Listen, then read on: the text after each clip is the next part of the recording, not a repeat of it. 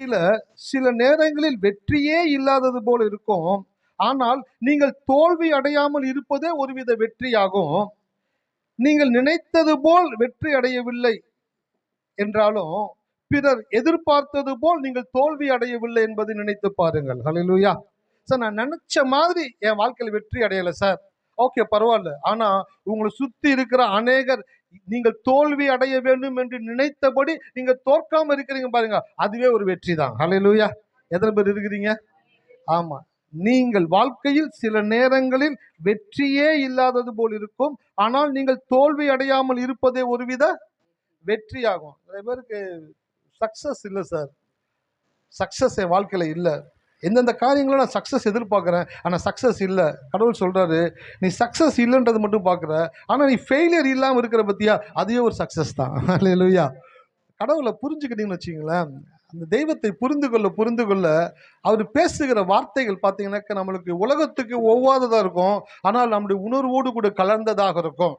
அநேகர் ஜெயிக்காமல் இருக்கிறீங்கள, உங்களுக்கு வருத்தமாக இருக்குல்ல.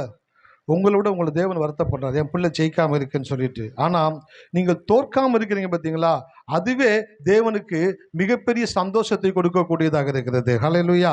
ஆமாம், கிவ் அப் இல்லாத ஒரு கிறிஸ்தவ வாழ்க்கை. டோன்ட் கிவ் அப், விட்டுறாதீங்க.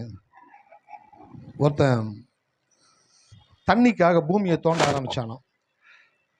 பூமியை தோண்டிக்கிட்டே இருக்கிறான், தண்ணி வரல, விட்டுட்டான். அடுத்த இடத்துல போய் தோன்றான், திருப்பி தோண்டிக்கிட்டே இருக்கிறான், தண்ணி வரல. யோசிக்கிறான், எந்த இடத்துல தோண்டினாலும் தண்ணியே வரலையே, அப்போ பூமி கடியில் தண்ணி இல்லை போல. பக்கத்தில் ஒருத்தன் ஒரே இடத்துல தோண்டிக்கிட்டே இருந்தான். தோண்ட தோண்ட தோண்ட தோண்ட தோண்ட தோண்ட தோண்ட அவன் தொடர்ந்து தோண்டிக்கொண்டே இருக்கும் பொழுது அவனுக்கு தண்ணீர் தென்பட்டது. ஹalleluya. அப்போ ஊற்றை காண வேண்டும் என்றால் காணும் வரை தோண்ட வேண்டும்.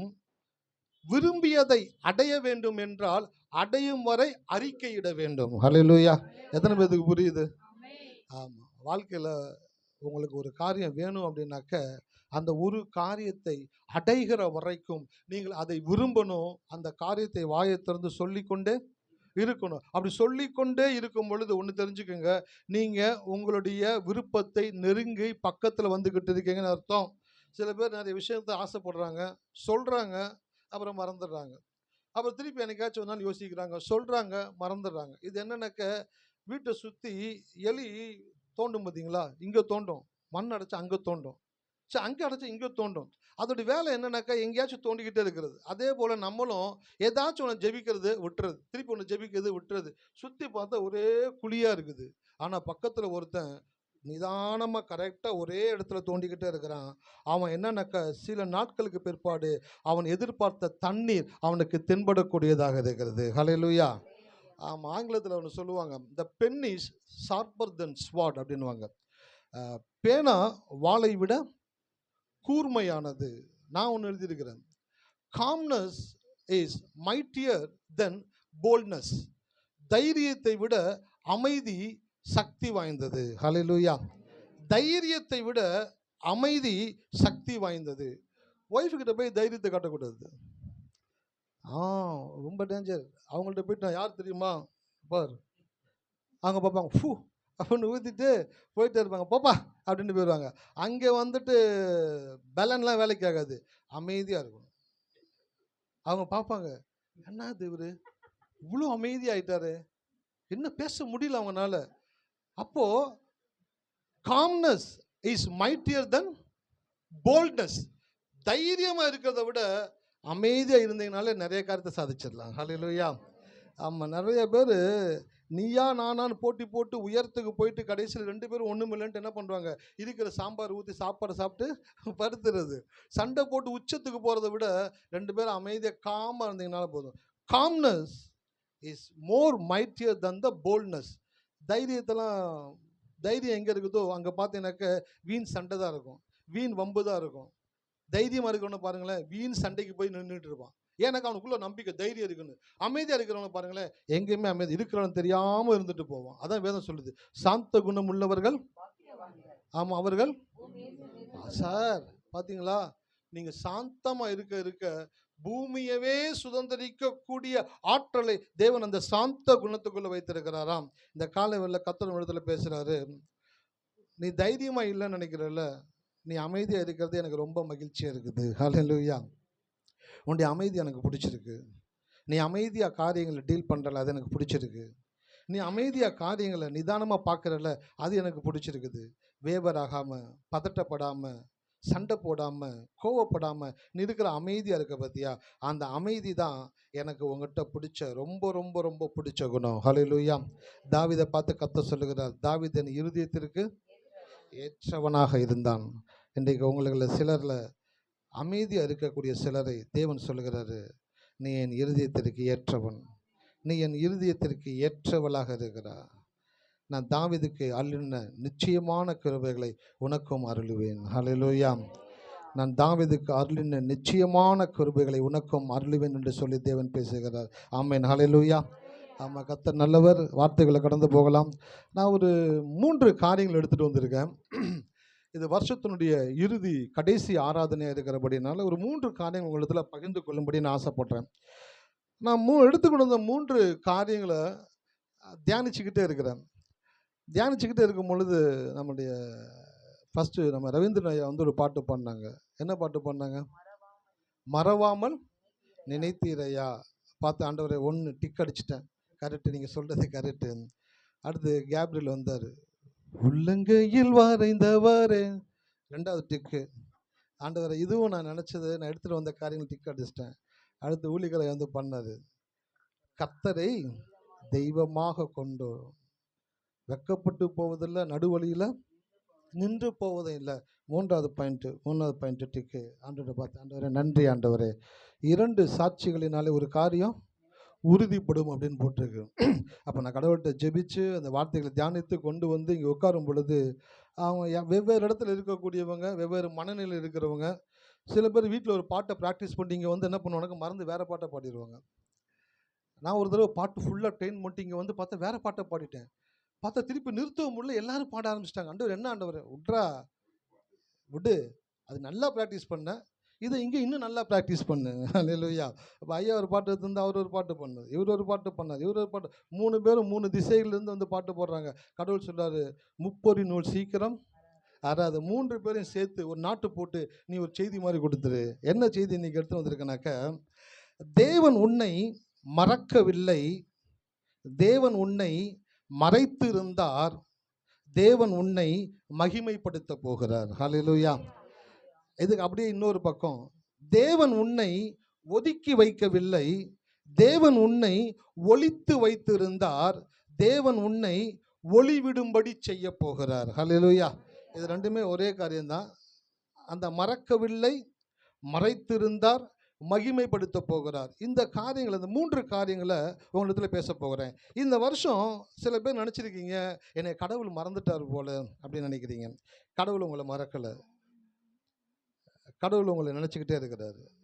அதான் பாட்டு பண்ணார், அவர் மறவாமல் நினைத்திரையான்னு பண்ணார். இவர் என்ன பண்ணாங்க, உள்ளங்கையில் வரைந்தவர். உள்ளங்கையில் வரைந்திருக்கான்னு என்ன அர்த்தம் தெரியுங்களா?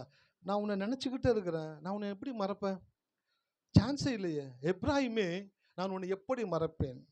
யாக்கோபே, நான் உன்னை எப்படி, இம்பாசிபிள். கடவுள்னால ஒரு முடியாத ஒரு காரியம் என்ன அப்படின்னாக்க, உங்களை மறக்கிறது கடவுள்னால முடியவே முடியாது. ஹல்லேலூயா. ஆமாம், உங்களை மறக்கணும் அப்படின்னா கடவுள்னால முடியாது. காலை வேளை நான் செய்தி எடுத்துட்டு அப்படியே கொஞ்சம் தியானம் பண்ணிட்டே இருந்தேன். தியானம் பண்ணிட்டே இருக்கும் பொழுது உள்ளத்தில் கடவுளுடைய பேச ஆரம்பித்தார்.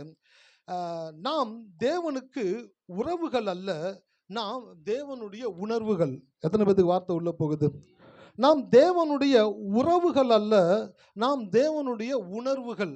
உறவுகளுக்கும் உணர்வுகளுக்கும் வித்தியாசம் இருக்குது. உறவு அப்படின்னாக்க என்னைய தாண்டி இருக்கக்கூடியது உறவு. அக்காவாக இருக்கட்டும், சொந்தக்காரங்களாக இருக்கட்டும், அவங்களாம் யாருன்னா உறவுகள். உணர்வுகள் அப்படின்றது யாருனாக்க எனக்குள்ள இருந்து வருது. பார்த்தீங்களா, எனக்குள்ள இருந்து என் குழந்தைங்க வர்றாங்க. என் குழந்தைகள் யாருனாக்க என்னுடைய உணர்வுகளின் வெளிப்பாடாக இருக்கிறார்கள். ஹல்லேலூயா. அப்போ கடவுள் சொல்றாரு, நீ என்னுடைய உறவு கிடையாதுடா, நீ என்னுடைய உணர்வு. உணர்வு அப்படின்னாக்க எனக்குள்ள இருந்து நீ வெளியில வந்திருக்கிற. என்னை போல நான் உன்னை படைத்திருக்கிறேன், எனக்கு என்னமோ அதை ஃபுல்லா உனக்கு கொடுத்திருக்கிறேன், உன்னுடைய நினைவாய் நான் இருக்கிறேன். ஹல்லேலூயா. ஆமாம். இப்போ சுதா சிஸ்டர் இருக்கிறாங்க, கேப்ரியல் இருக்கிறாங்க, நம்ம ரேணுகா உட்காந்துருக்கிறாங்க, தினகர் வந்திருக்கிறான்னு தெரில, தினகர்னு வச்சுங்களேன். அந்த அவங்க எங்கெல்லாம் இருந்தாலும் அந்த பிள்ளைங்களை குறித்த கான்ஷியஸ்னஸ் இருக்குமா இருக்காதா? ஆமாம். ஒரு ஆடு ஒன்று பார்த்தேன். 2 குழந்தைங்க படுத்துருக்குது. அவங்க பக்கத்தில் அவங்க அப்பா படுத்துருக்கிறாரு. ஒரு குழந்தை உருந்துன்னா தலைவணி கீழே போயிடுச்சு. அந்த தலைவாணிக்கு மேலே உங்கள் அப்பா படுத்திருக்கிறாரு, குழந்தை தலைவாணிக்கு கீழே இருக்குது. தூக்கத்தில் அப்படியே தட்டி தடுமாறி கை வைக்கிறாரு. பார்த்தா ஒரு குழந்தை தான் தென்படுது. டக்குன்னு முழிச்சு தேடுறாரு, என்னடா இன்னொரு குழந்தைய காணுமே, என்னாச்சுன்னு. தலைவாணி எடுத்து பார்த்தா தலைவாணிக்குள்ள அந்த குழந்தை இருக்கு. அவருக்கு இன்னும் இருதயமே நிற்கிது. ஐயோ, இந்த குழந்தை மேலே தலைவாணி வச்சு நம்ம படுத்திருந்தோமேன்னு சொல்லிட்டு அது மூக்கு கிட்ட போய் கை வச்சு பார்க்குறாரு. அந்த குழந்தை மூச்சு விட்டோன்னே வா அப்படின்னு ஒரு பெருமூச்சு விடுறாரு. அப்போ தூக்கத்தில் இருந்தா கூட அந்த குழந்தைகளை கொடுத்த உணர்வு யாருக்கு இருக்குது? பெற்றோர்களுக்கு இருக்குதுல்ல. அதே போல தான் கடவுள் சொல்றாரு, நான் உன்னை எப்படி மறப்பேன், நான் உன்னை எப்படி கைவிடுவேன், நான் உன் நினைவாக தான் இருக்கிறேன், உன் நினச்சிக்கிட்டு தான் இருக்கிறேன். உன்னை நினச்சிக்கிட்டே இருக்கிற ஒருத்தரை மறக்க முடியுங்களா? அல்லேலூயா.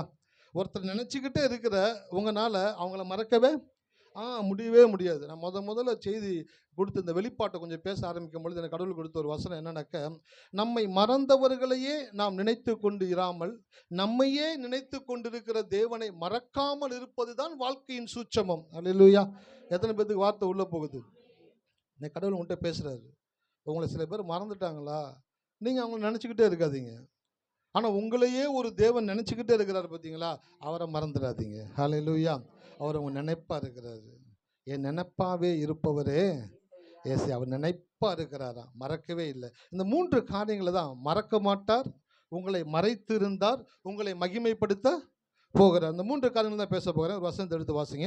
ஏசாயா 49:14-15 எல்லாரும் எடுத்துக்கோங்க. ஏன்னா வாசிக்க ஆரம்பிச்சோன்னா சில பேர் வசனத்தை விட்டுறாங்க, அப்படியே எங்கே இருக்குன்னே தெரியல, பக்கத்தில் தேடிட்டே இருக்காங்க பாவம். அதனால் எல்லாரும் எடுத்த பிற்பாடு வாசிக்கலாம். ஏசாயா 49:14-15 பக்கம் 856 வாசிங்க. சீயோனே கர்த்தர் என்னை கைவிட்டார். இருங்க ஆரம்பமே என்ன அமக்கலமா இருக்குது. சீயோனேவா? சீயோனோ தானா? சரி, ஓகே. சீயோனே கர்த்தர் என்னை கைவிட்டார், கர்த்தர் என்னை கைவிட்டார், ஆண்டவர் என்னை மறந்தார் என்று சொல்லுகிறாள். ஆண்டவர் என்னை மறந்தார் என்று சொல்லுகிறாள். ஸ்திரீயானவள் தன் கர்ப்பத்தின் பிள்ளைக்கு இறங்காமல் தன் பாலகனை மறப்பாளோ? அவர்கள் மறந்தாலும் நான் உன்னை மறப்பதில்லை. ஆமென். அல்லேலூயா. வசனத்தை படிக்கும் பொழுதெல்லாம் நான் 99-8 கடைசியில் சர்ச்சுக்கு போக ஆரம்பித்தேன். 1999 நியூ இயருக்கு சபையில் வாக்குத்தத்தம் கொடுப்பாங்க. அப்படி வாக்குத்தத்தம் கொடுக்கும் பொழுது எனக்கு கொடுத்த வாக்குத்தத்தம், இந்த ஸ்திரீயானவள் தன் கர்ப்பத்தின் பிள்ளைக்கு இறங்காமல் தன் பாலகனை மறப்பாளோ? அவர்கள் மறந்தாலும் நான் உன்னை மறப்பதில்லை. இந்த வாக்குத்தத்தத்தை தான் என் சர்ச்சில் 1999 எனக்கு கொடுத்தாரு. அந்த டைமில் என் வாழ்க்கையில் என்ன நடந்துச்சுனாக்க, நான் ஆண்டவரை ஏற்றுக்கொண்டு பின்பற்ற ஆரம்பிக்கிறேன் 98 கடைசியில். அப்போ எங்கள் அம்மா அப்பா சொன்னாங்க, நீ அந்த கிறிஸ்தவ தெய்வத்தை கும்பிட போயிட்டனாக்கா நான் உனக்கு அம்மாவும் கிடையாது, அவர் உனக்கு அப்பாவும் கிடையாது, நீ எங்களுடைய பிள்ளைய கிடையாது அப்படின்னு சொல்லி ரொம்ப உச்சத்தில் போயிடுச்சு சண்டை வீட்டில். கோயிலுக்கு போகாத, நம்ம குடும்பம் சாமி ஆடுற குடும்பம், நமக்குன்னு தனியாக சொந்தமாக ஒரு கோயில் இருக்குது, அடுத்து நீ தான் சாமி ஆடணும், இப்போ நீ போய் அதில் சேர்ந்தனாக்கா யார் சாமி ஆடுறது அப்படின்னு சொல்லிட்டு வீட்டில் பயங்கர ஃபைட்டு போயிட்டுருக்கு. எங்கள் அம்மா சொல்லிட்டாங்க, நீ போனால் நான் உனக்கு அம்மா கிடையாது, நீ எனக்கு பிள்ளையும் கிடையாதுன்ட்டாங்க. நான் ஒன்று முடிவு பண்ணிட்டேன்,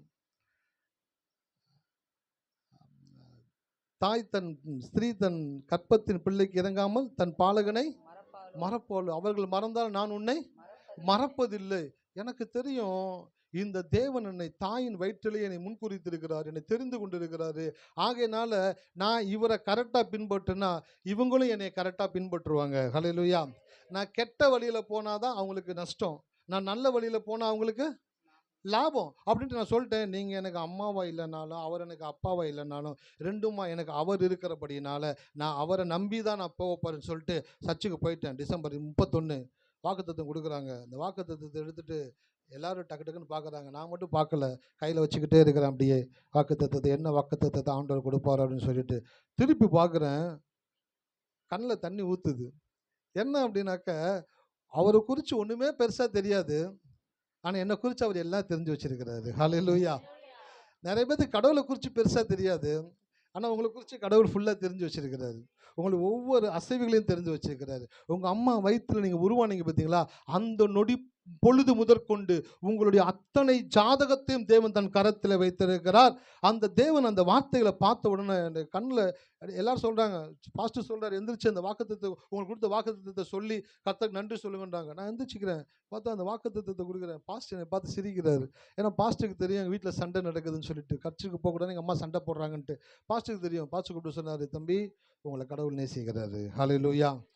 யார் மறந்தாலும் அவர் உங்களை மறக்கவே மாட்டார்.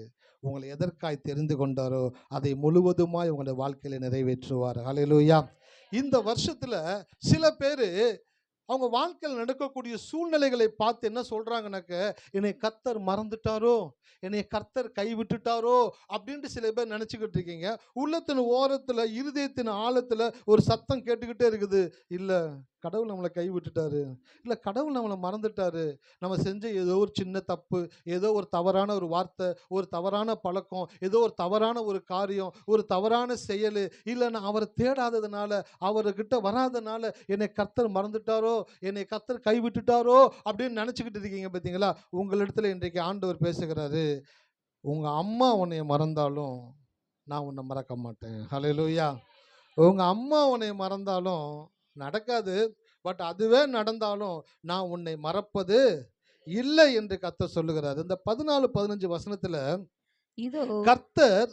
கர்த்தர் என்னை கைவிட்டார், ஆண்டவர் என்னை மறந்தார் என்று சொல்லுகிறாள். ஸ்திரீயானவள் தன் கற்பத்தின் பிள்ளைக்கு இறங்காமல் தன் பாலகனை மறப்பாளோ? அப்படின்னா கொஸ்டின் மார்க், நடக்குமா அப்படின்னு கேட்கிறார். மறப்பாளோ?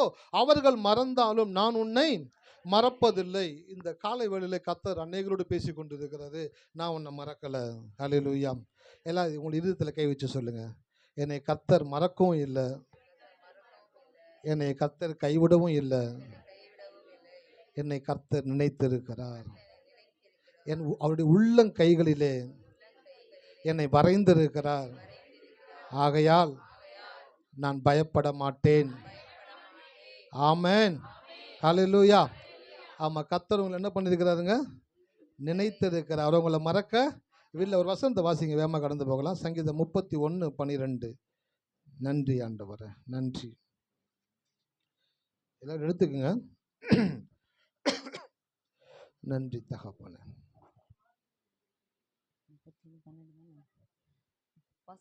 வாசிங்க 31:12 சங்கீதம். செத்தவனை போல எல்லாராலும் முழுவதும் மறக்கப்பட்டேன், உடைந்த பாத்திரத்தை போலானேன்.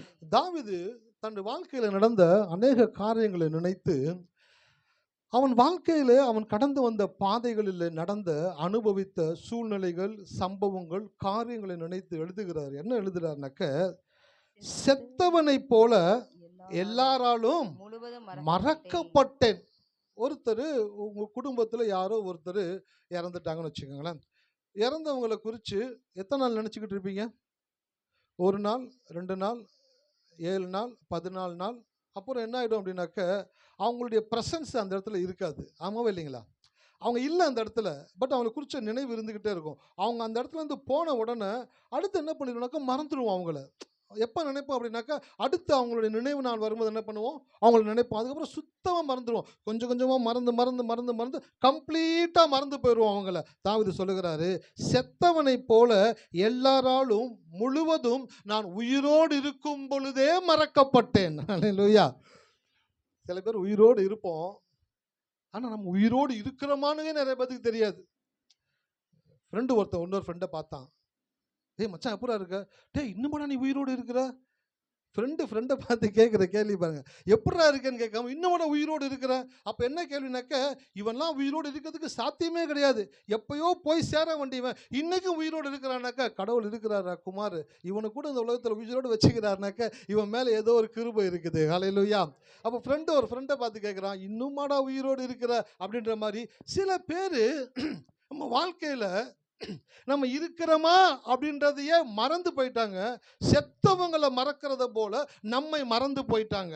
அடுத்து சொல்றாரு, உடைந்த பாத்திரத்தை போல். சில பாத்திரத்தை உடைஞ்சிச்சுனா கூட அதை உபயோகப்படுத்தலாம். சில பாத்திரம் உடைஞ்சிருச்சுனாக்கா அதை உபயோகப்படுத்தவே முடியாது. கடாய் இருக்குது, எங்கள் வீட்டில் ஒரு கடாய் இருக்குது, அதில் ஒரு பக்கம் காது போயிடுச்சு.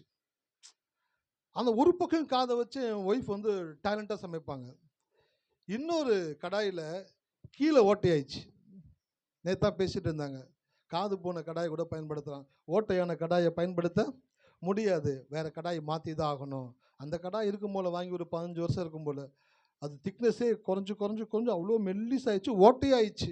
அப்போ அதே போல் சில பாத்திரம் உடஞ்சி போனால் கூட நம்மளால் பயன்படுத்த, சில பாத்திரத்தை உடஞ்சி போச்சுன்னா பயன்படுத்தவே முடியாது. சில பேருடைய வாழ்க்கை இன்னைக்கு எப்படி இருக்குனாக்க, செத்தவனை போல எல்லாராலும் மறக்கப்பட்டுட்டாங்க. அவன் இருக்கிறானே தெரியாம போச்சு. நீங்க இருக்கிறீங்களா அப்படின்ட்டு சில பேருக்கு ஞாபகமே இல்லை.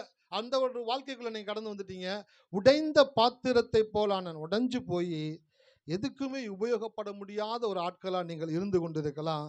இன்றைக்கு ஆண்டவர் சொல்றாரு, இந்த உலகம் உன்னை மறக்கலாம், நீ உடைக்கப்பட்டு இருக்கலாம், ஆனால் உன்னை உருவாக்கின தேவனாகிய நான் உன்னை மறப்பதில்லை. ஹல்லேலூயா. அவர் உன்னை மறப்பதில்லை. அவர் உன் நினைவாக இருந்து கொண்டே இருக்கிறார். அது மாத்திரம் கிடையாது, don't judge the book by its cover. ஒரு புத்தகத்தை அதனுடைய அட்டையை வச்சு நம்ம என்ன பண்ணக்கூடாது, மதிப்பிட.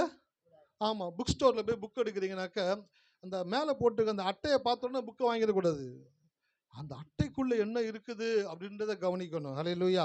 அதே போல தான் உங்களுடைய சூழ்நிலைகளை வைத்து உங்கள் தேவனை மதிப்பிடக்கூடாது. உங்கள் தேவன் யார் என்று நினைத்து உங்கள் சூழ்நிலைகளை நீங்கள் மதிப்பிடக்கூடியவர்களாக இருக்க வேண்டும். எத்தனை பேருக்கு புரியுது? எல்லாரும் உங்களை மறந்துட்டாங்க அப்படின்றனால நீங்கள் வேஸ்ட் கிடையாது. உங்களை ஒருத்தர் நினச்சிக்கிட்டே இருக்கிறார்ல, அதனால நீங்கள் பெஸ்ட்டாக இருக்கிறீங்க. ஹல்லேலூயா. எத்தனை பேருக்கு புரியுது? ரெண்டாவது, சூழ்நிலைகளை வைத்து உங்கள் தேவனை மதிப்பிட, தேவனை வைத்து உங்கள் சூழ்நிலைகளை என்ன பண்ணணும், மதிப்பிட்டு பார்க்கணும். நம்மக்கிட்ட எங்கே தப்பு நடக்குது அப்படின்னாக்க, நம்மளுடைய சரீரத்தில், நம்மளுடைய வேலையில், நம்மளுடைய குடும்பத்தில், நம்மளை சுற்றி இருக்கக்கூடிய காரியங்களில் நடக்கக்கூடிய காரியங்களை வைத்து தேவன் இப்படிப்பட்டவரோ என்று சில பேர் மதிப்பிடுறாங்க. இதெல்லாம் நடக்கிறனால கடவுள் மறந்துட்டார், இதெல்லாம் நடக்கிறனால கடவுள் என்னை கைவிட்டுட்டார், இதெல்லாம் இப்படி இருக்கிறனால நான் கர்த்தருக்கு பிரியமில்லாமல் இருக்கிறேன். ஆனால் இன்னைக்கு கடவுள் சொல்கிறாரு, சூழ்நிலைகளை வைத்து என்னை மதிப்பிடாத, என்னை வைத்து சூழ்நிலைகளை மதிப்பிடு. அவர் என் கூட இருக்கிறபடியினால இது எல்லாம் என்னை ஒன்றும் செய்யாது. காரணம், என்னை நேசிக்கிற ஒரு தேவன் என்னோடு இருக்கிறார். ஹல்லேலூயா. ஒரு தேவன் என்னோடு இருக்கிறபடினாலே சூழ்நிலைகளை நான் மேற்கொள்ளக்கூடியவனாக இருக்கிறேன். சூழ்நிலைகளை பார்த்து இன்றைக்கும் சோர்ந்து போகாதீங்க. சூழ்நிலைகள் மாறிக்கிட்டே இருக்கும். கர்த்தர் சொல்கிறார், நான் கர்த்தர், நான். அப்போ என்ன அர்த்தம்? உன் சூழ்நிலைகள் மாறிக்கிட்டே இருக்கும், ஆனால் நான் ஒரு நாள் மாறவே மாட்டேன். நான் என்ன சொன்னேனோ அதை உனக்கு கட்டாயமாக செய்வேன். நான் சொன்னதை செய்யும் அளவும் உன்னை கைவிடுவது இல்லை என்று தேவன் சொல்லியிருக்கிறபடினாலே இந்த காலை வேளையில் யார் உங்களை மறந்தாலும், யார் உங்களை நினைக்காம போனாலும், நீங்கள் உடைந்த பாத்திரத்தை போல இருந்தாலும், இன்றைக்கு ஆண்டவர் உங்களிடத்தில் பேசுகிறாரு, நான் உன்னை மறக்கலை, நான் உன்னை நினச்சிக்கிட்டே இருக்கிறேன். ஹல்லேலூயா. நான் உன்னை நினைப்பா இருக்கிறேன். பிசாசு வந்து காதில் சொல்லுவான், உன்னை கர்த்தர் மறந்துட்டாரு, உன்னை கர்த்தர் மறந்துட்டாரு அப்படின்ற வார்த்தை உங்கள் காதில் பிசாசு சொல்லும் பொழுது நீங்கள் சொல்லணும், அவர் என்னை நினச்சிக்கிட்டே இருக்கிற போது என்னை எப்படி அவர் மறக்க முடியும்? ஹல்லேலூயா. நோவாவுக்கு பேழைக்குள்ளே அனுப்பிச்சு கதவை சாத்திட்டார். மழை பெய்யுது, அப்படியே புரளுது, பல நாட்கள் மழை பெய்யுது, பல நாட்களுக்கு அப்புறம் தண்ணி வடியுது, எல்லாம் நடந்துக்கிட்டே இருக்குது. பிசாசு வந்து நோவா அவனுடைய காதில் சொல்கிறான், உன்னை கர்த்தர் மறந்துட்டாரு, ஏதோ டப்பாவில் போட்டு அடைச்சி விட்டாரு, நீ அப்படியே இருக்கிற, செத்தவனாச்சும் செத்துட்டோன்றதில் போயிட்டான், நீ எப்போ சாவோன்ற பயத்தில் இருக்கிற, பழைப்பமா சாவமா, என்ன பண்ண போகிறோன்னு தெரியலையே, எங்கே இருக்கிறோன்னு தெரியலையே, என்ன நடக்குதுன்னு தெரியலையே, உள்ளுக்குள்ளே போட்டு அடைச்சாச்சு, வெளியில் என்ன நடக்குதுன்னே தெரியல. பிசாசு வந்து காதில் சொல்கிறான், கர்த்தர் உன்னை மறந்துட்டாரு, கர்த்தர் உன்னை மறந்துட்டாரு, கர்த்தர் உன்னை மறந்துட்டாருன்னு. ஆனால் ஒரு வசனம் போட்டிருக்குது, எடுத்து வாசிங்க.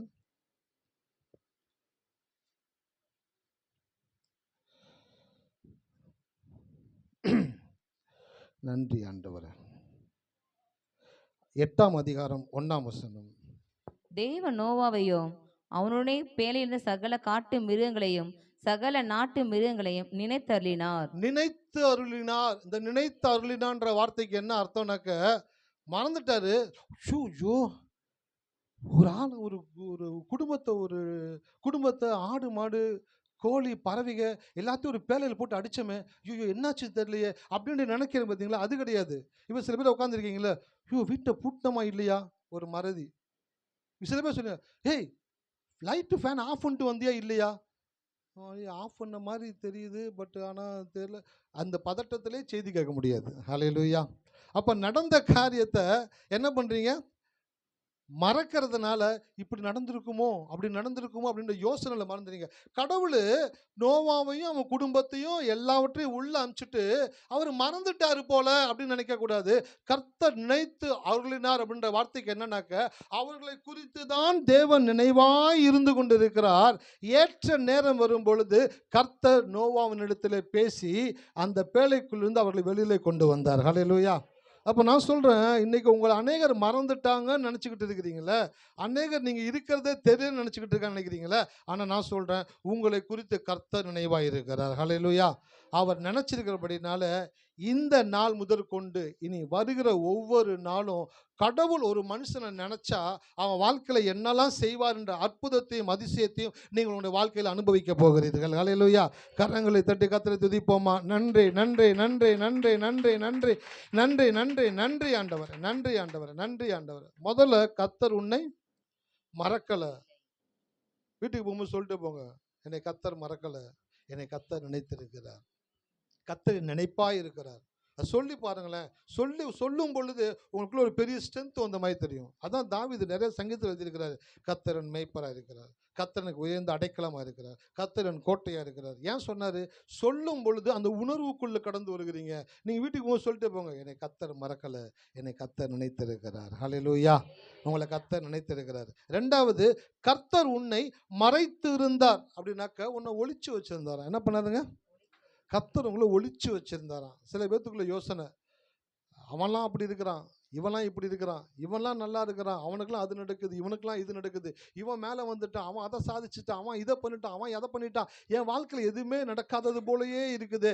ஏன் ஆண்டவரே, என் வாழ்க்கையில் நான் தப்பு பண்ணிட்டேனா, இல்லை உங்களுக்கு பிரியமில்லாமல் வாழ்ந்துட்டேனா, இல்லை நீங்கள் சொன்னதை செய்யாமல் இருந்துட்டேனா, ஏன் என் வாழ்க்கையில் சில காரியங்கள் நடக்காமல் இருக்கிறது அப்படின்னு கேட்கும்பொழுது கடவுள் சொல்கிறாரு, நான் உன்னை மறக்கலை, நான் உன்னை மறைத்து வைத்திருந்தேன். எப்படி வைத்திருந்தாருங்க? மறைத்து வைத்திருந்தாரா. நல்ல பிளேயர்ஸ் எல்லாம் வந்துட்டு மேட்ச்சில் என்ன பண்ணுவாங்கனாக்க அவ்வளோ சீக்கிரம் இறக்க மாட்டாங்க. நல்ல பிளேயர்ஸை அந்த கோச் என்ன பண்ணுவார்னாக்க எடுத்து ஓரமாக வச்சுருப்பார். அதனால் அவனுக்கு வாய்ப்பு கொடுக்கலன்னு கிடையாது, அவனுக்கு எப்போ வாய்ப்பு கொடுத்தா அந்த வாய்ப்பை அவன் சரியாக பயன்படுத்தி அந்த டீமுக்கு அந்த கண்ட்ரிக்கு வெற்றி வருமோ அந்த டைமில் அவனை பயன்படுத்துறதுக்காக அவனை ஒளிச்சு வச்சுருப்பார். ஒவ்வொரு மேட்ச் போகும், தோக்கும் ஜெயிக்கும், தோக்கும் ஜெயிக்கும். ஒரு குரூஷியலான ஒரு மேட்ச் வரும் பொழுது அவன் எடுத்து வெளியில் விடுவார். ஹல்லேலூயா. வெளியில் விடும் பொழுது ஆப்போனன்ட் டீம், என்னடா இது இத்தனை மேட்ச் தோத்தானுங்க, வெளியில் வந்தானுங்க, ஆனால் இப்படிப்பட்ட ஒரு பிளேயர் எங்கே இருந்தார்? இந்த மேட்சுக்காக தான் அந்த பிளேயரை தேவன் என்ன பண்ணியிருந்தாருங்க? ஒளித்து வைத்திருந்தார், மறைத்து வைத்திருந்தார்.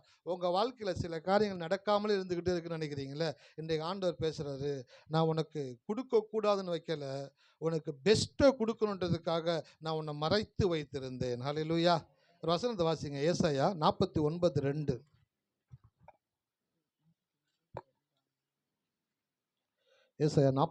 அவர் என் வாயை கூர்மையான பட்டயமாக்கி தமது கரத்தின் நிழலினால் என்னை மறைத்து என்னை துலக்கமான அப்பமாக்கி என்னை தமது அம்பார துணியிலே மூடி வைத்தார். பசிக்குதுன்னு நினைக்கிறேன். அப்பமாக்கி அம்பாக்கி. அந்த வசனத்தை மறுபடியும் படிங்க. அவர் என் வாயை கூர்மையான பட்டயமாக்கி தமது கரத்தின் நிழலினால் என்னை மறைத்து. எதனால கர்த்தர் மறைக்கிறாரா?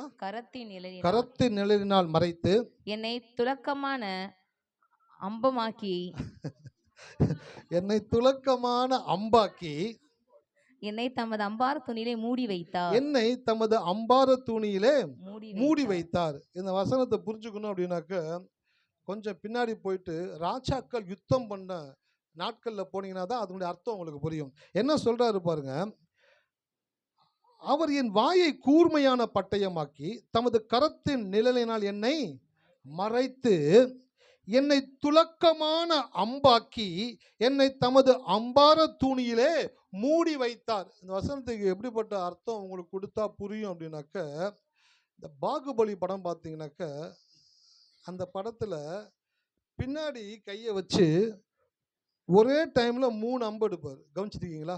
அந்த 3 அம்பை எடுத்து விடும் பொழுது ஒரே ஷாட்டில் 3 பேரை காலி பண்ணிடலாம். அதே போல் அன்றைக்கு ராஜாக்கள் யுத்தம் பண்ணின நாட்களில் என்ன பண்ணுவாங்கனாக்க, துலக்கமான அம்பாக்கி அப்படின்னாக்க, அம்புகளை வந்து ஒவ்வொரு விதமான அம்பு இருக்குமா. அவங்க பின்னாடி இருக்கிற அந்த பக்கெட்டு பார்த்தீங்கன்னா, பின்னாடி அவங்க ஷோல்டரில் மாட்டியிருப்பாங்க. ஒரு குடுவை மாதிரி இருக்கும். அந்த குடுவைக்குள்ளே பார்த்தீங்கன்னா கம்பார்ட்மெண்ட்ஸ் இருக்கும். நமக்கு படத்தில் பார்க்கும்போது ஒரே இதை காமிச்சிடும். ஆனால் உண்மையிலே அந்த கம்பார்ட்மெண்ட் இருக்குமா. ஒவ்வொரு கம்பார்ட்மெண்ட்லேயும் ஒவ்வொரு விதமான அம்பு இருக்குமா. எப்படின்னாக்க, ஓடி வரான் பார்த்தீங்களா, அவன் சாதாரண மார்க் கவசம் போட்டிருப்பான். அவனை அடிக்கிறதுக்கு ஒரு சாதாரண அம்பு இருக்கும். அந்த அம்பு அடித்தாலே அவன் மார்க் கவசத்துக்குள்ளே போயிடும். குதிரை மேலே வரான் பார்த்தீங்களா, அவன் போட்டிருக்கிற மார்க் கவசம் கொஞ்சம் ஸ்ட்ராங்காக இருக்கும். யானை மேலே வர்றவனுடைய மார்க் கவசம் கொஞ்சம் ஸ்ட்ராங்காக இருக்கும். இந்த தேரில் வரான் பார்த்தீங்களா, மந்திரி ராஜா, அவனுங்க போட்டிருக்கிற மார்க் கவசம் ரொம்பவும் ஸ்ட்ராங்காக இருக்கும்.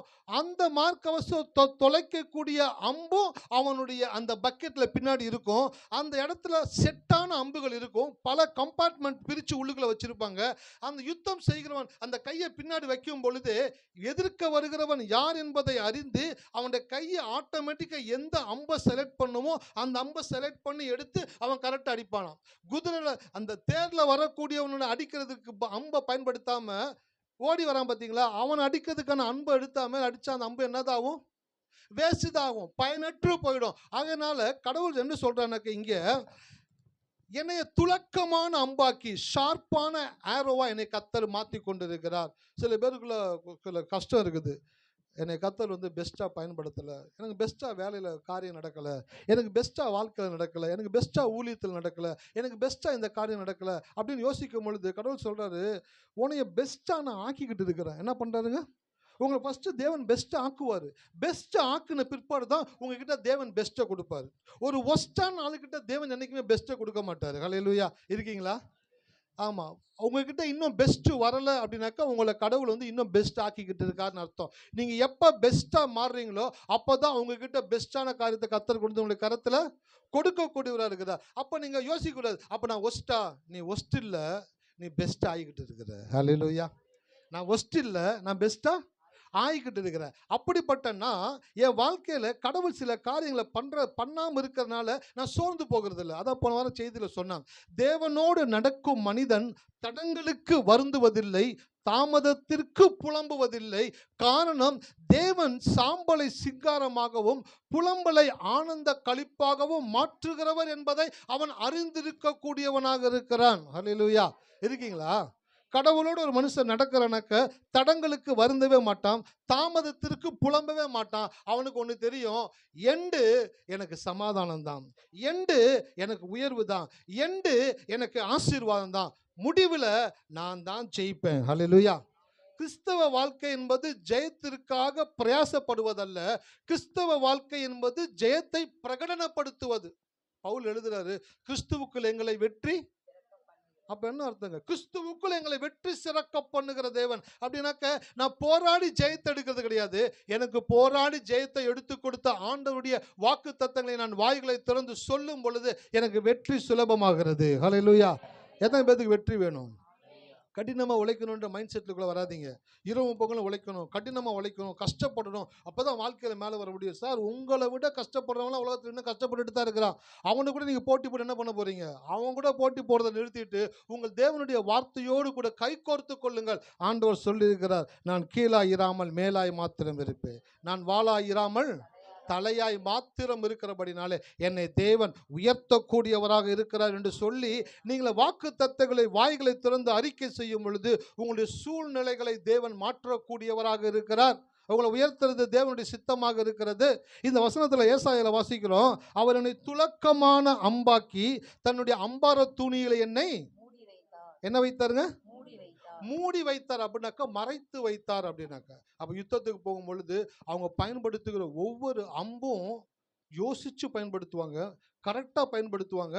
சும்மா ஒரு 2 பேர் ஓடி வரான், ஒரு 10 அம்பு எடுத்து சரக்கு சரக்கு சரக்கு சரக்குன்னு விட்டான்னு வச்சிங்களேன், 2 பேர் அடிக்கிறதுக்கு 10 அம்பு பயன்படுத்தினானாக்கா அவன் சரியான யுத்த வீரனே கிடையாது. ஒரு அம்பை எடுத்து 3 பேர்த்துக்குள்ள தொலைச்சிட்டு போகுது பாருங்க, அப்படி அடிக்கிறவன் தான் சரியான யுத்த வீரனா. அப்படி தேவன் உங்களை என்ன பண்ணுகிறார் என்றால் பழக்குவித்து கொண்டிருக்கிறார், உங்களை ப்ரிப்பேர் பண்ணி கொண்டிருக்கிறார். ஹல்லேலூயா. எத்தனை பேர் பைபிள் வீட்டில் வாசிக்கிறீங்கன்னு கேட்க மாட்டேன். நீங்கள் பைபிள் வாசிக்க வாசிக்க உங்களை தேவன் பழக்க வைத்துக்கிட்டே இருக்கிறாரு. எத்தனை பேர் ஜெபிக்கிறீங்க நான் கேட்க மாட்டேன். நீங்கள் ஜெபிக்க ஜெபிக்க தேவனோடு இணைந்து கொண்டு இருக்கிறீங்கன்னு அர்த்தம். எத்தனை பேர் அறிக்கை பண்ணுறீங்கன்னு நான் கேட்க மாட்டேன். நீங்கள் அறிக்கை பண்ண உங்களுக்கு தேவையானதனுடைய அருகில் நீங்கள் சென்று கொண்டு இருக்கிறீர்கள் என்பதை மறந்து விடாதீர்கள். ஹல்லேலூயா. அறிக்கை பண்ணும்போது உங்களுக்கு தேவையானது கிட்ட போய்கிட்டு இருக்கிறீங்க, பக்கத்தில் போயிட்டீங்க. சில பேர் ரொம்ப பக்கத்தில் இருக்கிறீங்க. இன்றைக்கு ஆவியானவர் உங்களிடத்துல பேசிக்கிட்டு இருக்கிறாரு. நீ ரொம்ப பக்கத்தில் வந்துட்ட. You are just close to your target. உங்களுடைய வாழ்க்கையில் நீங்கள் எதை நினச்சிக்கிட்டு இருந்தீங்களோ, எது நடக்கணும், எது கிடைக்கணும், எது மாறணும்னு நினச்சிக்கிட்டு இருந்தீங்களோ அந்த டார்கெட்டு கிட்ட வந்துட்டீங்க. இந்த நேரத்தில் தான் நீங்கள் என்ன பண்ணணும்னாக்கா வேவராகாமல் இருக்கணும், பதட்டப்படாமல் இருக்கணும். விசுவாசிக்கிறவன் பிசாசு எப்போ பதட்டத்தை கொண்டு வருவான்னாக்க, எப்போ ஒரு காரியம் உங்களுக்கு சக்ஸஸ் ஆக போதோ அப்போ தான் பதட்டத்தை கொண்டு வருவான். தப்பாக முடிஞ்சிருமோ, தப்பாக போயிடுமோ, இது இந்த மாதிரி முடிஞ்சிருமோ, அந்த மாதிரி முடிஞ்சிருமோ, இல்லை நாசமோசம் ஆகிடுமோ, இந்த மாதிரி தப்பு நடந்துருமோ, தவறு நடந்துருமோ, அந்த வேவர் வருதுனாக்கா நீங்கள் உஷாராயிடணும். எனக்கு தேவன் ஏதோ நன்மை பண்ண போகிறாரு. நான் விசுவாசத்தில் நிற்க வேண்டிய நாட்கள் இது. நான் விசுவாசத்தில் நிற்கும் பொழுது, நான் வேவராகாமல், நான் பதட்டப்படாமல் இருக்கும் பொழுது எனக்குடைய வெற்றியை நான் நெருங்குகிறது மாத்திரமல்ல, நான் வெற்றியை ருசிக்கக்கூடியவனாக இருக்கிறேன். ஹல்லேலூயா. அப்போ கர்த்தர் உங்கள் வாழ்க்கையில் உங்களுக்கு ஒன்று கொடுக்கக்கூடாதுன்னு இல்லை, உங்களுக்கு பெஸ்ட்டாக கொடுக்கறதுக்காக தேவன் உங்களை மறைத்து வைத்திருக்கிறாரு. இனி வருகிற நாட்களில் தேவன் உங்களை மறைத்திருக்கிற தன்னுடைய கரத்தை எடுக்க போகிறாரு. கரத்தை எடுத்த உடனேயே உங்களுடைய வெளிச்சத்தை தேவன் இந்த உலகத்தில் பிரகாசிப்பிக்கும்படி செய்ய போகிறார். ஹல்லேலூயா. எத்தனை பேர் விசுவாசிக்கிறீங்க? படிக்கிற பசங்களுக்கு சொல்கிறேன், நீங்கள் போட்ட எஃபோர்ட்டு, நீங்கள் ஸ்பெண்ட் பண்ண டைமு, நீங்கள் அதற்காக செலவு பண்ண காரியங்கள் எல்லாம் வேஸ்ட்டுன்னு நினைக்காதீங்க. நீங்கள் படிக்கிற காரியங்களை உங்களுக்கு தேவன் உங்களை மெருகேற்றி கொண்டே வருகிறாரு. சீக்கிரத்தில் நீங்கள் படிக்கிற படிப்புக்கான பலனை, ஆசீர்வாதத்தை, உயர்வை உங்களுடைய கரத்தில் தேவன் கொண்டு வந்து கிடைக்கும்படி செய்வார். ஹல்லேலூயா. என் பையன்கிட்ட சொன்னேன், இன்ஜினியரிங் சேர்ந்துருக்கிற, படிச்சுக்கிட்டு இருக்கிற, 4th இயரு நீ கம்ப்ளீட் பண்ணும் பொழுது நான், மம்மி, ஸ்வீட்டி எல்லாரும் காரில் வந்து உன்னுடைய கிராஜுவேஷனில் நாங்கள் பங்கு பெறுவோம். கிராஜுவேஷன் மட்டும் கிடையாது, அந்த கிராஜுவேஷன் டேயில் உன் கையில் ஒரு பெஸ்ட்டு ஒரு அப்பாயின்மெண்ட் ஆர்டர் உன் கையில் இருக்கும். அந்த அப்பாயின்மெண்ட் ஆர்டரோடு கூட தான் நீ எங்களை பார்க்க போகிற, நாங்கள் உங்ககிட்ட பழக போகிறோம், நாங்கள் அந்த கிராஜுவேஷன் டேயில் வந்து நாங்கள் செலிப்ரேட் பண்ண போகிறோம், நாங்கள் மகிழ்ச்சியாக இருக்க போகிறோம் அப்படின்றத இப்போயே அவனுக்குள்ளே நான் சொல்லிக்கிட்டே இருக்கிறேன். கடவுள் சொன்னார், நான் இப்போ தான் காலேஜில் சேர்ந்துருக்கிறான், இப்போயே வா. ஆண்டவரே, நோ மோர் டிலே. என்னதுங்க?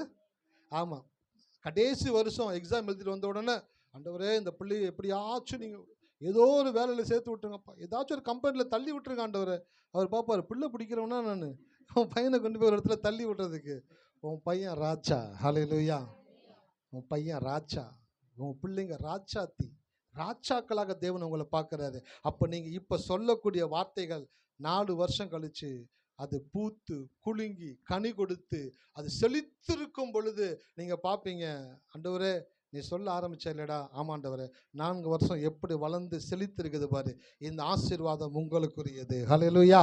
அப்போ நான் சொல்கிறேன், உங்கள் வாழ்க்கையில் கடவுள் உங்களை மறக்கலை, உங்களை நினச்சிக்கிட்டு இருக்கிறாரு. 2வது, தேவன் உங்களை ஒளித்து வைத்திருக்கிறார், மறைத்து வைத்திருக்கிறார். எதுக்குனாக்க உங்களுக்கு ஒரு பெஸ்ட் ஷாட் கடவுள் வச்சிருக்கிறாரு. ஹல்லேலூயா. ஒரு பெஸ்ட் ஷாட் வச்சிருக்கிறாரு. கோலியாத்து 40 நாள் வந்து என்ன பண்ணாங்க, என்ன ஜெயிச்சிட்டிங்கனாக்க நீங்கள் எங்கள் தேசமே உங்களுக்கு அடிமை அப்படின்னு சொல்லி பேசிக்கிட்டே இருக்கிறான். 40 நாளும் தாவீதுடைய அப்பாவுக்கு யோசனையே வரல. சுகி பாய் மாதிரி ஆடுகளை மேய்ச்சிக்கிட்டு இருந்தோம். அவங்க அப்பா கூப்பிடுறாரு, வாடான்னு, இந்த அட்ரஸில் போய் டெலிவரி பண்ணிட்டு வான்றாரு. அப்போ ஜிபிஆர்எஸும் கிடையாது, ஒன்றும் கிடையாது. தட்டி தடுமாறி கேட்டு கீட்டு யுத்த காலத்துக்கு போயிட்டான். 40 நாளும் வந்து ஒருத்தன் மிரட்டிக்கிட்டே இருக்கிறான், பயந்துக்கிட்டே இருக்கிறாங்க. 40 நாளும் என்ன நினச்சிட்டாங்கனாக்க, கோலியாத்தை நம்ம ஜெயிக்க முடியாது அப்படின்ற ஸ்ட்ராங்குக்கு வந்துட்டாங்க இஸ்ரவேல் படை. இந்த சின்ன பையன் போன உடனே அவன் பார்க்குறான், இந்த கோலியாத்தை நான் தோக்கடிக்காம விட மாட்டேன். ஒரு சேனையே நம்ம தோத்து தான் போவோன்ற நம்பிக்கையில் இருக்கிறாங்க. இவன் ஒருத்தன் நான் இவனை ஜெயிச்சுட்டு தான் போவேன்ற நம்பிக்கையில் இருக்கிறான். ஹல்லேலூயா.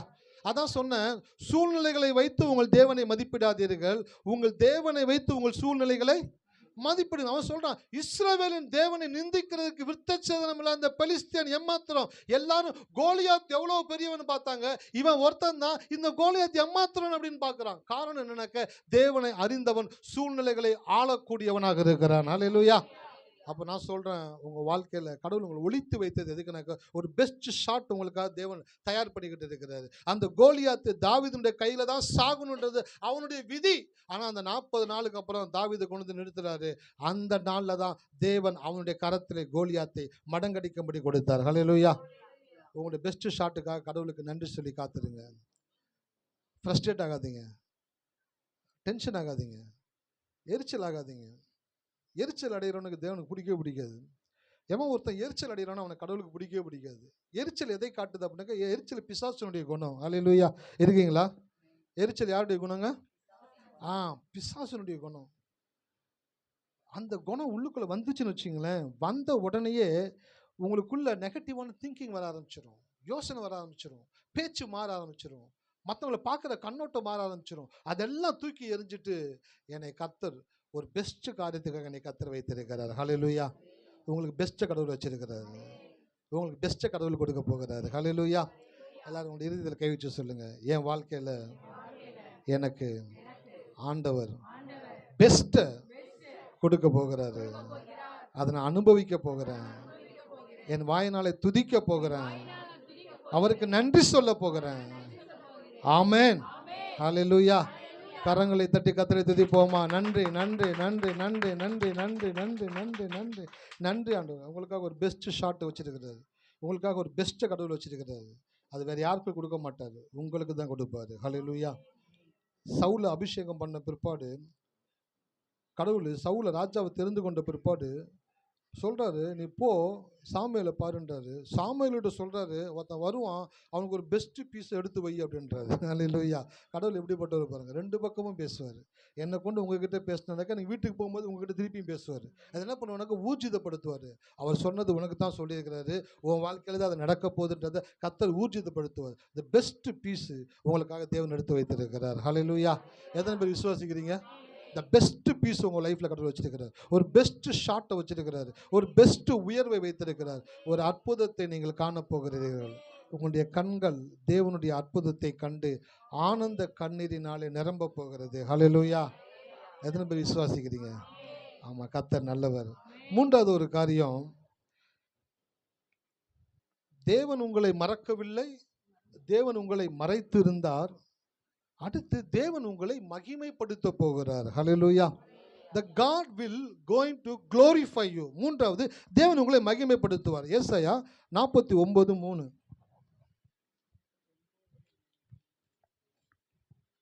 அவர் என்னை நோக்கி, நீ என் தாசன் இஸ்ரவேலே, நான் உன்னில் மகிமைப்படுவேன் என்றார். ஆமென். அவர் என்னை நோக்கி, நீ என் தாசன். தாசன் அப்படின்னா நீ என்னுடைய பிள்ளடா, நீ என்னுடைய பிள்ளை. அதான் சொன்னல செய்தி கொடுக்கும் பொழுது, நீங்கள் தேவனுடைய உறவுகள் அல்ல, நீங்கள் தேவனுடைய உணர்வுகள். அல்லேலூயா. அந்த உணர்வுகள்ன்ற வார்த்தைக்கு விளக்கம் கொடுக்கணும் அப்படின்னாக்க இன்னொரு 1 மணி நேரம் ஆகும். அதனால் அதை நான் கொடுக்க விரும்பலை. நீங்கள் தேவனுடைய உறவுகள் அல்ல, நீங்கள் தேவனுடைய உணர்வுகள். ஒரு குழந்தை இந்த பூலோகத்தில் பிறக்குது அப்படின்னாக்க, அந்த பிறக்கும் பொழுது அந்த தகப்பன் தாயினுடைய உணர்வுகளின் வெளிப்பாடாய் அந்த குழந்தை இந்த பூமியில் பிறக்கும்படி தேவன் செய்கிறாராம். அப்படி இருக்கும் பொழுது தேவனுக்குள்ளிருந்து தேவனுடைய வித்தாக வெளிப்பட்ட நம்ம யார் அப்படின்னாக்க, தேவனுடைய உறவுகள் அல்ல, தேவனுடைய உணர்வுகள். அப்போ உங்களை குறித்து கொஞ்ச நேரம் உட்காந்து பைபிள் படி நீங்கள் உங்களுக்கு சிந்திச்சு பார்த்தீங்கன்னு வச்சுக்கோங்களேன், உங்ககிட்ட இருக்கக்கூடிய தவறான குணங்கள், தவறான பழக்கங்கள், தவறான காரியங்களை நீங்களே சொல்லுவீங்க, அந்த பரிசுத்த தெய்வத்தினுடைய பிள்ளையா நான் இருக்கிறபடினால எனக்குள்ள இப்படிப்பட்ட தவறான எண்ணங்கள், தவறான குணங்கள், தவறான பழக்கங்கள், தவறான செயல்கள் எனக்குள்ள இருக்கலாமா? இது இருக்கும் வரைக்கும் என் வாழ்க்கையிலே நான் உயர்வை அடைய முடியாது. இதை தவிர்த்து இந்த தேவனுடைய பிள்ளை நான் என்று நினைக்கும் பொழுது என்னுடைய உயர்வை எவரும் தடுக்க முடியாது. ஹல்லேலூயா. இருக்கீங்களா? ஆமா. நீங்க ஒரு தவறான காரியத்தை செய்து கொண்டு நீங்கள் ஒரு சரியான உயரத்தை உங்களால் அடைய முடியாது. நீங்கள் சரியான ஒன்றை செய்யும் பொழுது உங்களுடைய உயர்வை ஒருவராலும் தடுக்கவே. வசனம் சொல்லுது, நான் உன்னில் மகிமைப்படுவேன். மகிமைன்ற வார்த்தைக்கு என்ன அர்த்தம் அப்படின்னாக்க, ஒரு செயல் மூலமாக ஒரு நன்மையை செய்வது தான் தேவனுடைய மகிமையாக இருக்கிறது. ஹல்லேலூயா. இருக்கீங்களா? இயேசு கானா ஒரு கல்யாணத்தில் என்ன பண்ணாருங்க? எடுத்து வாசிங்க. தண்ணீரை திராட்சை ரசமா மாத்தினாரு. சரி, வாசிங்க பார்ப்போம். யோவான் 2:11.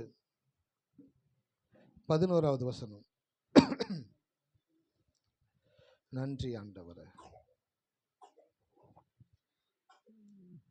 இவ்விதமாக இயேசு இந்த முதலாம் அற்புதத்தை கலிலேயாவில் உள்ள கானா ஊரிலே செய்து தம்முடைய மகிமையை வெளிப்படுத்தினார். இந்த வசனத்தை எப்படி வாசிக்கணும் அப்படின்னாக்க, அற்புதத்தை செய்து தம்முடைய மகிமையை, ஆமா, வசனத்தினுடைய தீமே அதான், அற்புதத்தை செய்து மகிமையை வெளிப்படுத்தினார். அப்போ கடவுள் உங்களை மகிமைப்படுத்த போகிறார் அப்படின்னாக்க, கடவுள் உங்களுக்கு என்ன பண்ண போகிறார்? ஒரு சொல்லுங்களேன், எத்தனை பேருக்கு அற்புதம் தேவை?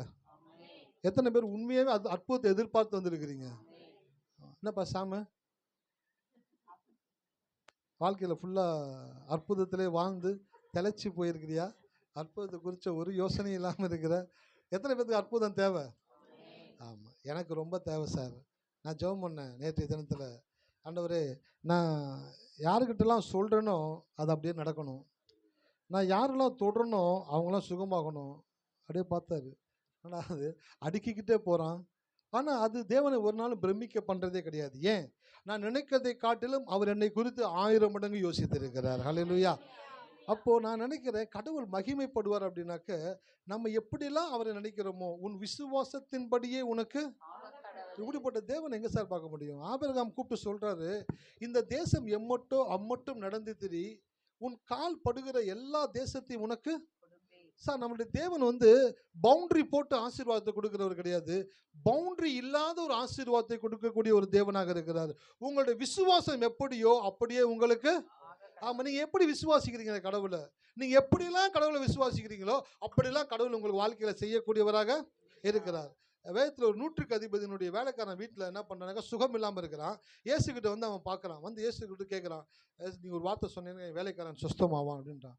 அப்போ கடவுள் பார்க்குறாரு, இயேசு சொல்கிறாரு, இஸ்ரவேலருக்குள்ளும் நான் இப்படிப்பட்ட விசுவாசத்தை பார்க்கலையப்பா.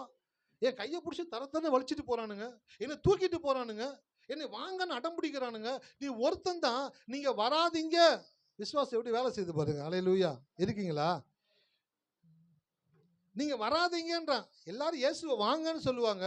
வேதத்தில் இயேசுவை வராதுன்னு சொன்ன ஒருத்தன் யாருங்க?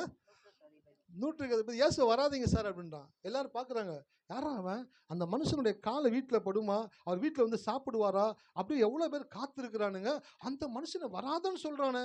இயேசுவுக்கு தெரியும் ஏன் அவன் வராதேன்னு சொல்கிறான்ட்டு. ஏன்னாக்க அவர் சொன்ன வார்த்தையே போதும் வேலையை முடிக்கிறது இருக்கு. ஹல்லேலூயா. அப்போ கடவுள் சொல்கிறார், இயேசு சொல்கிறாரு, இஸ்ரவேலருக்குள்ள இப்படிப்பட்ட விசுவாசத்தை நான் பார்க்கலையப்பா, இவ்வளோ பெரிய விசுவாசம் உள்ளவனாக இருக்கிறான் என்று சொல்லி அவன் விசுவாசத்தை மெச்சி கொண்டாராம். நான் சொல்கிறேன், இன்னைக்கு நீங்கள் எப்படி விசுவாசிக்கிறீங்களோ அப்படி உங்கள் வாழ்க்கையில் தேவன் செய்வார். ஹல்லேலூயா. எப்படிலாம் நீங்கள் விசுவாசிக்கிறீங்க, உங்கள் வேலை எப்படிலாம் இருக்கணும், உங்கள் வருமானம் எப்படிலாம் இருக்கணும், உங்கள் ஊழியம் எப்படிலாம் இருக்கணும், உங்கள் பிள்ளைங்க எப்படிலாம் இருக்கணும், நீங்கள் எப்படிலாம் சுகமாக இருக்கணும், ஆசீர்வாதம் இருக்கணும், உயர்வாக இருக்கணும், நீங்கள் எப்படியெல்லாம் விசுவாசிக்கிறீங்களோ அப்படியெல்லாம் தேவன் உங்கள் வாழ்க்கையில் செய்யக்கூடியவராக இருக்கிறார். ஹல்லேலூயா. படிக்கிற பசங்களுக்கு நான் அடிக்கடி சொல்லுவேன், எங்கள் அப்பா சொல்லுவார், வேண்டா இருப்ப பிள்ளை பார்த்து காண்டாமிருகன்னு பேர் வச்சாங்களாம். அந்த மாதிரி ஸ்கூலில் சேர்த்து விட்டாங்க, காலேஜில் சேர்த்து விட்டாங்கன்னு ஏதோ ஒன்று போய் ஏதோ ஒன்று படித்து காமா சோமான்னு எழுதி 35 மார்க் வாங்கி வெளியில் வந்தால் போதும். காலேஜை விட்டு வெளியில் வர்றது பிரச்சனை கிடையாது, வெளியில் வந்த பிற்பாடு தான் பிரச்சனையே இருக்குது. ஹல்லேலூயா. அந்த இடம் உங்களை உருவாக்குகிற இடம். நீ உலகத்தில் எப்படிப்பட்டவனா ஷைன் ஆக போறன்னு உன்னை உருவாக்குகிற இடம் கல்லூரி, உருவாக்குகிற இடம் பள்ளிக்கூடம். அங்கே உன்னை என்ன பண்ணாங்க, ஆசிரியர்கள், தன்னலமற்ற ஆசிரியர்கள், தங்களை குறித்து யோசிக்காமல் அத்தனை பிள்ளைகளும் ஒரு பிள்ளை கூட சோட போகக்கூடாதுன்னு நினைக்கிறதா நல்ல ஆசிரியர். ஹல்லேலூயா. 40 பசங்க இருக்குது, 10 பாஸ் ஆன போதும், 40ம் பாஸ் ஆகணும். ஏசு சொன்னார், ஒருத்தர் 100 ஆடு இருந்துச்சான், அதில் எத்தனை ஆடு தொலைஞ்சு போச்சு? கேட்கல. ஒரு ஆடு தொலைஞ்சு போச்சு. ஏயா 99 ஆடுகள் இருக்குல்ல, 10 ரூபா கூட்டு போப்பா அப்படின்னு சொல்லாம அந்த ஒரு ஆடை தேடி போறார். ஒரு அம்மா ஒரு குழந்தைய பீச்சு கூட்டு போச்சான். கூட்டு போன பெரிய ஆளை குழந்தைய வச்சுட்டு போயிடுச்சு. கண்ணீர் முடித்து கதறுது, குழந்தை போச்சே போச்சே போச்சேன்னு. அடுத்த ஆளையில் குழந்தைய தள்ளிடுச்சு. அப்படியே கட்டி அணைச்சு அந்த குழந்தைய தூக்கி, கடவுளே குழந்தைய கொடுத்துட்டேன்னு சொல்லி பார்த்தா கால் இருந்த ஒரு செருப்பை காணும். ஓன்னு கத்துது. என்னன்னு பார்த்தாக்க ஒரு செருப்பு போச்சுங்கன்னு பக்கத்துல தலையிலே போட்டான். அந்த கடவுளை பாவம் புண்ணியம் பார்த்து பிள்ளைய கொண்டு கரையில் போட்டிருக்கிறாரு. உனக்கு அந்த செருப்பு போனது தான் உனக்கு நொட்டையா போச்சா? செருப்பு இன்னும் செருப்பு வாங்கிக்கலாம். பிள்ளை பையன் என்ன பண்ணுவா? அப்படிதான் சில பேர் என்ன பண்ணுறாங்கனாக்க 99 ஆடுகள் இருக்கு, ஒரு ஆடு போதும் விட வேண்டியதானே. அந்த ஒரு ஆடின் மேலேயும் தேவன் கவனம் உள்ளவராக இருந்தார். அல்லேலூயா. அப்போ ஆசிரியர்களும் எல்லா பிள்ளைகளும் பாஸ் ஆகி எல்லா பிள்ளைகளும் நல்ல நிலையில் இருக்கணும்னு ஆசைப்படுறாங்கல்ல. அதே போல் ஸ்டூடெண்ட்ஸ், நீங்கள் பள்ளிக்கூடமும் கல்லூரியும் உங்களை உருவாக்குகிற இடம். அல்லேலூயா. நீங்கள் அங்கே உருவாக்கப்பட்ட பிற்பாடு தான் நீங்கள் உபயோகப்படுத்தப்படுவீர்கள். இங்கே உருவாக்கப்படுகிறனாக்கா அங்கே நீங்கள் உருப்படியாக இருக்க முடியாது. சில பேர் காலேஜ் 4 வருஷம் அப்படியே ட்ரெஸ்ஸை போட்டு காலேஜுக்கு போகிறதும், கொண்டாட்டம் பண்ணுறதும், ஃபெஸ்டிவல் கொண்டாடுறதும், அப்படி பண்ணுறதும் இப்படி பண்ணுறதும், 4 இயர்ஸ் முடிச்சுட்டு வெளியில் சர்டிஃபிகேட்டை வாங்கிட்டு வந்தோன்னு தான் தெரியுது லட்சணம் என்னன்னு. இன்டர்வியூக்கு போகும்போது தான் தெரியும். ஃபைலை பார்த்து அவன் கூப்பிட்டானா அப்படின்னாக்கா நீங்கள் லட்சணம் நல்லா இருக்குன்னு அர்த்தம். கூப்பிட்டுட்டு அமுச்சு விடுன்னு சொல்லிட்டானாக்கா லட்சணம் ஒன்றும் இல்லைன்னு அர்த்தம். ஃபைலு உள்ளே போகும் பொழுது நீங்கள் போக மாட்டீங்க, நீங்கள் யாருன்ற அந்த ரெக்கார்டு தான் உள்ளே போகும். அந்த ரெக்கார்டு தான் நீங்கள் யாருன்றதை காட்டும். அல்லேலூயா. எத்தனை பேருக்கு புரியுது? அப்போ அதே போல் நீங்கள் யாருன்ற ரெக்கார்டு தான் இந்த பைபிள். நீங்கள் எப்படிப்பட்டவங்கன்றதை காட்டுறது அந்த வேத வசனம், இந்த வாக்கு தத்தங்கள். இதை நீங்கள் அறிக்கை செஞ்சீங்கன்னா தான் நீங்கள் போகும் பொழுது நீங்கள் யார் என்பதை தேவன் வெளிப்படுத்துவார். இப்போ நான் சொல்கிறேன், தேவன் உங்களை மகிமைப்படுத்த போகிறார். அல்லேலூயா. எத்தனை பேர் விசுவாசிக்கிறீங்க? காண ஒரு கல்யாணத்தில் தண்ணியை திராட்சை ரசமாக மாற்றி இயேசு மகிமைப்பட்டார் அப்படின்னாக்க உங்கள் லைஃப்பில் உங்களை மறக்கலை, உங்களை மறைச்சு வச்சுருந்தாரு. இதுக்கப்புறம் தேவன் உங்கள் மூலமாய் மகிமைப்பட போகிறாரு. நீங்கள் செய்கிற சின்ன சின்ன செயல்களை கூட தேவன் மகிமைப்படுத்த போகிறார். எத்தனை பேர் விசுவாசிக்கிறீங்க? ஆமாம், நீங்கள் சொல்கிற வார்த்தை அப்படியே நடக்க போகுது. நீங்கள் தெரியாமல் யார் மேலே கைப்பட்டீங்க, ஒதினியன் மேலே என் கை தெரியாமல் பட்டுருச்சு. பார்த்தோன்னா அவனுக்குள்ள ஞானத்தினுடைய ஊற்று உள்ளுக்குள்ளே புரள ஆரம்பிச்சிடும். அடுத்த வாரம் பார்த்தீங்கன்னாக்க கம்பை சுழட்டி விட்டு என்ன பண்ணுவான், பேடு வாசிப்பான். ஆனால் போன வாரம் வரைக்கும் அண்ணங்கிட்ட கேட்டு கேட்டு ரொம்ப மனசு உடைஞ்சு இந்த ஒரு ரெண்டு மனசாவே ஒவ்வொரு இதையும் போட்டுக்கிட்டே இருக்கிறவன் அடுத்த வாரம் வந்தால் கம்படையே சுற்றி ரபா சிவமணியா ட்ரம்ஸ் சிவமணி மாதிரி சுற்றி விட்டு அடிக்கிற கட கட கட கட கட கடன்னு அந்த ஐயாவை பார்த்து மறந்துவார். என்னாச்சுனாக்க தெரியாமல் கைப்பட்டாலும் தேவன் அவனுக்குள்ள இருக்கிற ஆற்றலை வெளிப்பட செய்யக்கூடியவராக இருக்கிறார். அல்லேலூயா. நான் சீரியஸாக பேசிகிட்டு இருக்கிறேன், ஆனால் சிரிப்பாக பேசிக்கிட்டு இருக்கிறேன். நீங்கள் சொல்கிறதெல்லாம் நடக்க போகுது உங்கள் வாழ்க்கையில். நீங்கள் ஆசைப்பட்டதெல்லாம் உங்களுக்கு கிடைக்க போகுது. நீங்கள் எதிர்பார்த்ததெல்லாம் உங்கள் வாழ்க்கையில் நடக்க போகுது. தேவன் உங்களை மறக்கலை, தேவன் உங்களை மறைத்து வைத்திருந்தார். தேவன் உங்கள் மூலமாக மகிமைப்பட போகிறார். வசந்த வாசிங்க, தோறும் முடிக்கிறேன். ஏசாயா 60:1-5. நன்றி ஆண்டவரே. எழும்பி பிரகாசி, எழும்பி பிரகாசி, உன் ஒளி வந்தது, கர்த்தருடைய மகிமை உன்மேல் உதித்தது. இதோ இருள் பூமியையும் காரிருள் ஜனங்களையும் மூடும், ஆனாலும் உன்மேல் கர்த்தர் உதிப்பார், அவருடைய மகிமை உன்மேல் காணப்படும். உன் வெளிச்சத்தினிடத்திற்கு ஜாதிகளும் உதிக்கிற உன் ஒளியிடத்திற்கு ராஜாக்கள் நடந்து வருவார்கள். சுற்றிலும் உன் கண்களை ஏறெடுத்து பார், அவர்கள் எல்லாரும் ஏகமாய் கூடி உன்னிடத்திற்கு வருவார்கள். உன் குமாரர் தூரத்தில் இருந்து வந்து உன் குமாரத்திகள் உன் பக்கத்திலே வளர்க்கப்படுவார்கள். அப்பொழுது நீ அதை கண்டு ஓடி வருவாய். உன் இருதயம் அதிசயப்பட்டு பூரிக்கும். கடற்கரையின் திரளான கூட்டம் உன் வசமாய் திரும்பும். ஜாதிகளின் பலத்த சேனை உன்னிடத்தில் வரும். ஆமென். ஹல்லேலூயா. இன்றைக்கு ஆண்டவர் உங்களிடத்தில் பேசுகிறாரு. இதோட முடிக்கிறேன். இந்த 5 வசனங்களை எனக்காக தயவுசெய்து வீட்டில் போய் வாசிங்க. இந்த 5 வசனத்தில் சொல்லப்பட்ட ஒவ்வொரு காரியமும் உங்கள் வாழ்க்கையில் தேவன் செய்ய போகிறார். ஹல்லேலூயா. ஆமாம், கடவுள் உங்களை மறக்கலை, கடவுள் உங்களை மறைச்சு தான் வச்சிருந்தாரு. இப்போ மறைச்ச அவருடைய கரத்தை எடுத்து உங்களை மகிமைப்படுத்த போகிறாரு. எப்படி உங்களை மகிமைப்படுத்த போகிறான்ற இந்த 5 வசனங்கள் வீட்டில் போய் வாசிச்சு பாருங்க. உங்கள் மூலமாய் தேவனுடைய நாமம் மகிமைப்பட போகிறது. தேவன் உங்கள் மூலமாய் மகிமைப்பட போகிறாரு. உங்கள் வாழ்க்கையில் ஒரு அற்புதத்தை செய்து, அதான் வசனம் 5ஆம் வசனம் சொல்லுது, உன் இருதயம் அதிசயப்பட்டு, உங்கள் இருதயம் அதிசயப்பட்டு பூரிக்கும்படியா தேவன் செய்ய போகிறார். ஹல்லேலூயா. கரங்களை தட்டி கர்த்தரை துதிப்போமா? நன்றி நன்றி நன்றி நன்றி நன்றி நன்றி நன்றி நன்றி ஆண்டவரே. தகப்பனே, இந்த காலை வேளையில நன்றி செலுத்துகிறோம். இந்த வருஷத்தின் இறுதி ஆராதனையில, கடைசி ஆராதனையில உமக்கு நாங்கள் இதயபூர்வமாய் நன்றி செலுத்துகிறோம். கர்த்தாவே, நீங்கள் எங்களை மறக்கல ஆண்டவரே. அநேகர் எங்களை மறந்து போயிருக்கலாம், நாங்கள் மறக்கப்பட்டு இருக்கலாம். ஆனால் எங்களை ஒரு தேவன் மறக்காமல் நினைத்து கொண்டே இருக்கிறீர் ஆண்டவரே. நீர் எங்களை மறைத்து வைத்திருக்கிறீர் ஆண்டவரே. எங்களுக்கு வேண்டிய எல்லாவற்றையும் எங்களுக்கு சிறப்பாய் கொடுக்கும்படியாய் தரும்படியாக எங்களை நீர் மறைத்து வைத்திருக்கிறீரே. இனி நாங்கள் மறைத்து இருக்க போறதில்லை. நீர் எங்கள் மூலமாய் மகிமைப்பட போகிறீர், எங்களை மகிமைப்படுத்த போகிறீர். நாங்கள் உம்முடைய நாமத்திற்கு மகிமையாய் இந்த பூமியில வாழ போகிறோமே. உதிக்கிற எங்களை ஒளியினிடத்தில் ராஜாக்கள் கடந்து வர போகிறார்கள். எங்களை இருதயம் அதிசயப்பட்டு பூரிக்க போகிறதற்காக நன்றி செலுத்துகிறோம் கர்த்தாவே. வந்த ஒவ்வொரு பிள்ளைகளையும் ஆசீர்வதிப்பீராக. உடைய ஆசீர்வாதம் அவர் தலைமையில் தங்கட்டும். இயேசு நாமத்தில் ஜெபிக்கிறோம் நல்ல பிதாவே, ஆமென்.